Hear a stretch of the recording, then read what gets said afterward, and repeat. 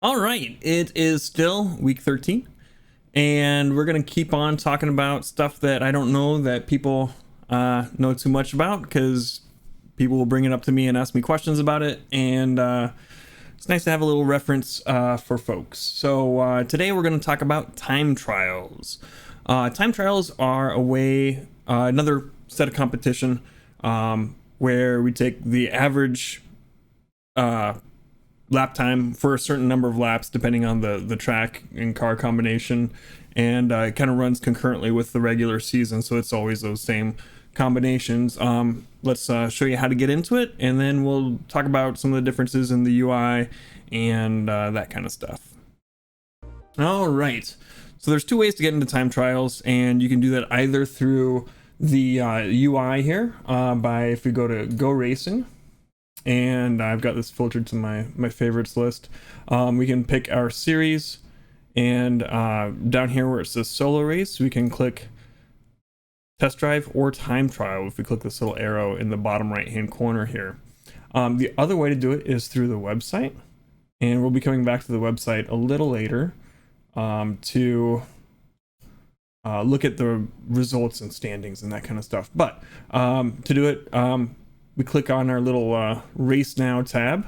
We select the series we want from the list. Porsche Cup Fix is kind of what we're going to play around with here today. And then when it says select a session, we come down to time trials and select the session that we want to do. It's like every 2 minutes. I'm going to launch through the UI because I have all my video settings set up the way I like in the UI. So we're going to click Solo Race, and we're going to click time trial. Now it's going to do its normal thing. We'll have to wait a couple minutes here to join, and then we just click join like we would in a regular race session. Similar process on the website, and once we get into the session, we're going to make a little cut here, and we'll talk about a few differences in the UI, and yeah, we'll see in a minute. All right, so now we are in our time trial session. I've got my Race Labs stuff coming up here, just because it helps me. We're going to talk a little bit about some of the UI differences. One, we start here. You're going to notice in your lap timing, which if you're doing time trials, I would suggest having this box up, that our result here is going to be based on our best 5-lap streak. And we need to have those 5 laps be without any incidents in them. You do get safety rating plus or minus based on all your incidents. They do count for lesser than they would in a regular race session. But we're going to go and we're going to do our 5 laps, and we're going to kind of explain how a rolling 5 lap works after that. So I'm going to go here and I'm going to try and get 5 laps in, and we'll cut back once I've hopefully done that here in 5 laps and not like 10. But yeah, we've got about half an hour here to get our 5 laps going. But yeah, we'll be back once we do that. I guess one thing I should note that I forgot to say earlier is that if you see where it says the last 5 there on the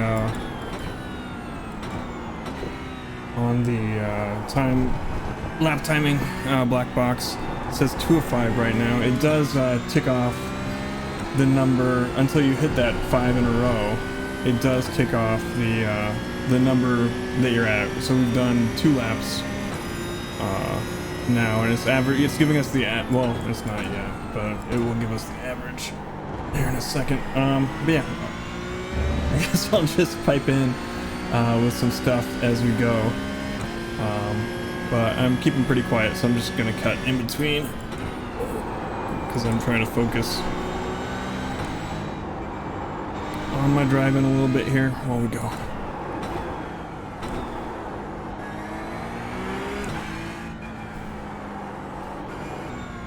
Alright, so now I've done 5 laps. You can see that it tells us our best 5 time is, well, 1:36.976. Don't make fun of my time. I'm trying to explain things while I'm driving here. I know I'm not going for hell for leather, but yeah. So that is our lap 5 was our best lap, and our best average so far is from laps 1 through 5, which is we've done 5 laps, which is 137 491. So it's a rolling 5 laps though, so they have to be continuous. So if we can get a better lap time than our first lap time on this lap, which I don't know if we will. It's not looking great because I'm yammering on. That will change to laps 2 through 6. Let's cross the finish line here and see how it goes. Viewer of mine, David, says that he likes to use these to practice race pace because you're more cognizant of getting the off tracks. Yeah. You've just done a 137.86. Sector 3 is 0. If you get an off track, you start over again. So that helps him focus on not getting the off tracks and making mistakes and whatnot. So it helps him practice his race pace. So now our best lap time is 2 to 6, and we'll try and do another lap here real quick and see if we can pull that down to laps a little bit more. We've got about 15 minutes remaining in the session. You won't get the results until the session's over, so I might probably cut the recording here short and make another cut at some point once we finish this lap. I gotta see it. I gotta make you see too. You can fast forward though, I suppose. But yeah, so we won't get the results until the session's over. But you can, like, now that we've set a time with our best 5 laps here, you can leave at any point and it will count. It won't count until you set a rolling average time, and that number of laps that you need to do is dependent on the circuit that you're doing. So yeah, we did. Okay, so yeah, so now Sector 3 is 0.26. our rolling best is changed because we did a better time in there on that last lap than one of the laps that had been counting before. So our rolling average went down, and it's your rolling average, so it doesn't have to be better than the first of those laps, just enough. It just has to be able to bring the average of those laps down. But yeah, like I said, I'm probably gonna keep going here for a bit longer because, like I said, we won't get our results until that 15 minutes is up, and you know, I'm having fun. So we'll be back once we're done. I'm trying to think of any. I'll pop back in if I think of anything else in the interface here that needs explaining, but that's pretty much most of it. Oh yeah. Okay, Josh. 15 minutes left. That's 15 minutes. If you do reset, and you might want to reset, like if you crash or something like that, you want a fresh car, or maybe you want new tires. Sector 2 is 0.33. Your best. That will reset you. Your rolling laps don't count anymore, so you've got to start back over from 0. So depending on the combo, it can take, like, at a certain point we're not going to have enough time to set 5 laps, right, left in the session. Right now we would, but it does take the tires a little bit of time to get up to heat and what have you. So usually, like, the first couple laps for me coming off aren't my best ones. Slower than your best. But it doesn't start you at the starting line. It starts you, like, kind of where the rolling start is-ish. There's a certain spot that it starts you, so you can't. So, like, you get to run up to the start finish, so it can count the very first lap you do. So yep. Okay, that's another thing. So we got a 1x. Okay, right? Josh, you need to watch the track limits. I suppose I could have done that on purpose earlier, but so this lap's not going to count, and we're going to cross the start finish line. And that will, I suppose we can get another 1x here if we wanted, but I don't want to. But yeah, so that's gonna invalidate that lap, and as we cross the start finish line here in a minute,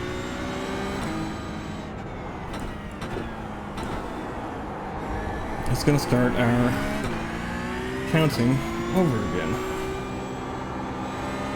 And I'll show you what that looks like here in just a moment.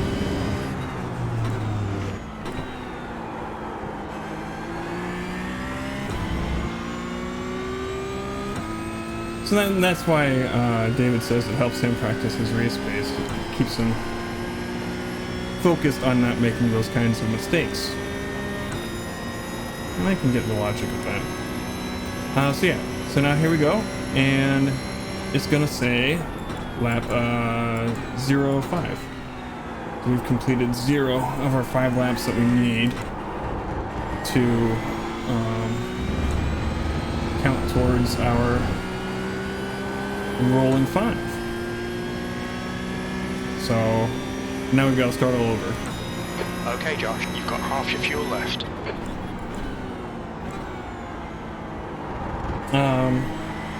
This is the fixed setup. There are open setup ones. Sector Anyway, time's okay. like I said, I'm gonna go here. We're gonna try and set the best 5 that we can, and we'll be back at the end of that. All right, so we have finished our time trial.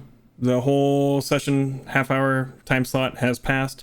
I should mention that it does take a while for one of those to load up, even from the member site.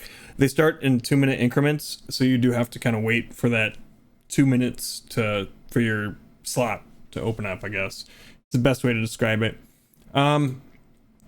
The results here in the member site, or in the UI. You know, we were the only person running that time. It's not a huge surprise, as this aspect of competition is not as popular as the racing. But our best lap time was 136.181. Our average was 137.038. That's over all the laps that we did. Unfortunately, the UI does not really give us a whole lot of other information, so we're going to click view results in the classic member site, and we'll see what pops up here. Last time it asked me to log in. There we go. All right, so in the classic member site, gives us some different information. In addition to that the other one gave us, our fastest lap was 15. This is what it's looking for. The fastest 5 lap average, 136.472 is what we got over the course of our 17 laps completed. I did that at the end after I stopped trying to talk to the camera. I am in Division 1 for time trials. Your division is set by your time trial rating. It's like iRating, but for time trials. Mine is 1940 now. After doing that session, I gained 15. So that is how that splits out, and we can also get certificates. We can win the little PDFs that I like via doing this. So give me a second, and we'll pull that up. So from your results and stats, you know, we talked about this the other day. If you didn't see that video, I can't point at the whole screen. I'll have a card linking to that video where we talk about different championships. But we'll go to series stats here. I think that's where we find it. And so season TT time trials. So we can see here that it is not showing my results yet. And I wonder if that is based off of me not having the week not having processed yet. All right, so when I recorded this earlier, my results had not shown up yet because it takes them a while to propagate, and I thought wrongly that it took a week till the end of the week for your championship points to show up. These will change kind of based on, you know, if somebody does a better time, your championship points might change. But we can see here that I got 81 championship points from my placement this week with the time trial that we just did in this thing. So we can also see how we're doing in this week. I am one of 3 people to have done it this week. The first place guy has 96 championship points. I've got 81. But yeah, so that overall in my division 1 puts me at 22nd place. Not bad considering I've only done 1 week. Looks like a lot of other people have only done 1 week too. So it kind of makes me wish that I would have done more weeks, but I maybe could have gotten 3rd had I done enough. I don't know. Let's see how we're doing overall. I'm just curious at this point. I'll try and splice this in cleanly, but you know, if I can't, I can't. 121st, so yeah. Well, it's like I said, it's if you want to get a certificate, this is one way to do it. And you earn it, you know. So we'll go back to past me now, who is still operating under the assumption that these take a week to show up. 2022 season 1, I did do. That was the first time I tried doing these, you know, track guides that I do. So I felt, hey, you know what, I'm doing being pretty quick and whatnot. So I decided, hey, let's give it a whirl, see how well we can do. And I was division 3 then because I hadn't done many time trials, so my time trial rating had not really moved. I also completed more weeks than a lot of folks, so we can see here that you know, me completing 8 weeks, I got more, and being quick enough, you know, I got enough championship points. You know, with the 11 of the 12 weeks that I did, I must have missed a week in there. And that's in my division 3. And you know, if we go to, oops, not division 1, we want to go to all, I ended up placing, this is just me showing off here, 8th overall. So I was pretty happy with that. And then we also got our little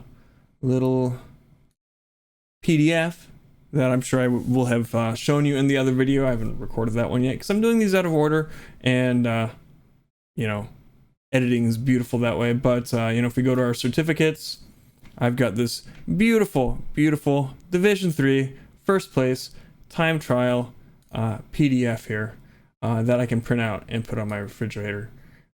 But that made me happy. Anyway, yeah, let's go to the big screen, and we'll finish up how we want to talk about this.